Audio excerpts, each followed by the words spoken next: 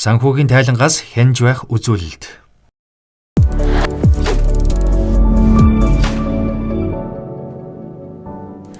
Санхүүгийн нөхцөл байдал ямар байна вэ? Санхүүгийн эрсдэл байна уу? Санхүүгийн хямралын дохио манай компанид байна уу?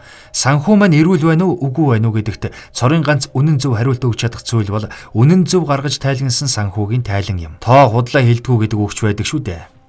Санхүүгийн чадварыг баланс, орлого үр дүнгийн тайлан, мөнгө урсгалын тайлан, эзэдийн өмчийн тайлан гэсэн дөрвөн тайлан дээрээс гол үзүүлэлтүүдээ харахын зэрэгцээ санхүүгийн шинжилгээ хийж оншилж дүгнж болдог. Аль ч бизнесийн хувьд тоо худлаа хэлдэггүй гэдэг үг байдаг. Санхүүгийн хувьд эрүүл байгаа эсгээ онцлуулахад санхүүгийн шинжилгээний арга хэрэгслийг ашигладаг. Үүнд танай бизнесийн балансад хөрвөх чадварын шинжилгээ хийн, санхүүгийн харьцаа үзүүлэлтүүдийг тооцно, ашигт ажиллагаа, доктортой байдлын шинжилгээ хийн, хэвтээ болон босоо шинжилгээ хийх зэрэг аргаар нөхцөл байдал ямар байгааг хэлбэрхэн мэдэж болно.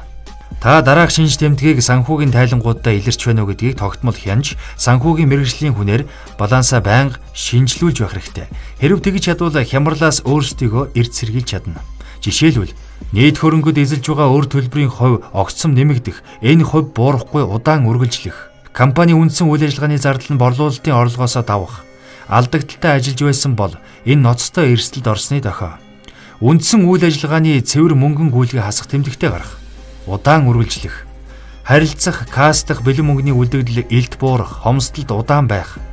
Нэг орлого орж ирээд дараагийн орлого орж ирэх хооронд удаж байгаа боловч зардлын гарах урсгал нь хэвээр үргэлжлээд байх.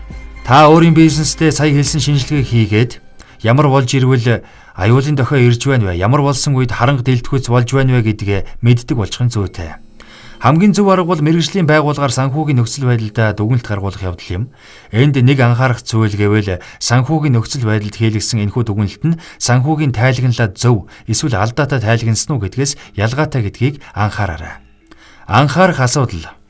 Хэдийгээр хууль журмын дагуу татварын тайлан болон санхүүгийн тайланг улиралд, хагас жилд гаргаж тайлагна гэж байгаа ч гэсэн хизээж битгий тэр цаг мөчийг хүлээ.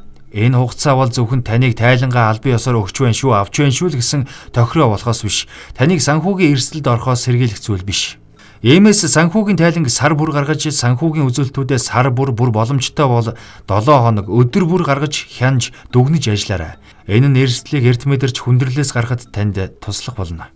Хожуу мэдэх тусмаа хямралыг даван туулахад маш хэцүү бэрхшээлтэй нүр тулах болно.